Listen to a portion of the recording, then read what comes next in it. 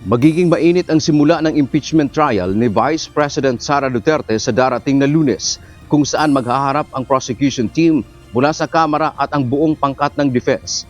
Ayon kay Dean Tranquil Salvador III, ang unang araw ay magiging kritikal dahil dito ilalatag ang mga opening statement na magsisilbing gabay sa kung paano tatakbo ang kaso ng bawat panig. Binigyang diin ni Salvador na mahalaga ang gagamiting lengguwahe sa paglilitis.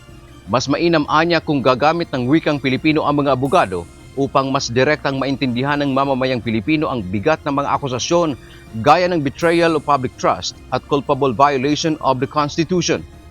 And then the defense will also be given a chance to present their opening statement.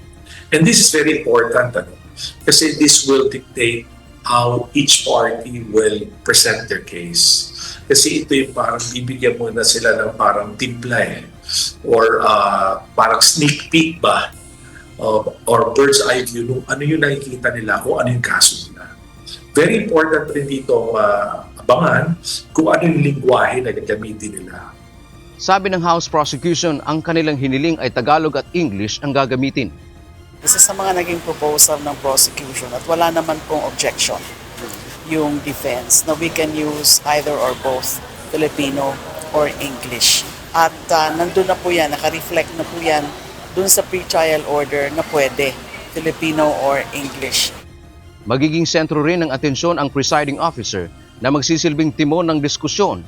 Siya ang may kapangyarihang magpasya sa mga objection at sa pagtanggap ng mga ebidensya. Kaya naman napakahalagang may sapat siyang kaalaman sa batas at rules of court. The thing with the presiding officer kasi is you have to act on your feet. You have to think and to act immediately. Di ba? So, yun yung medyo may challenge. Kaya siguro iba nagre-recommend maganda ganito.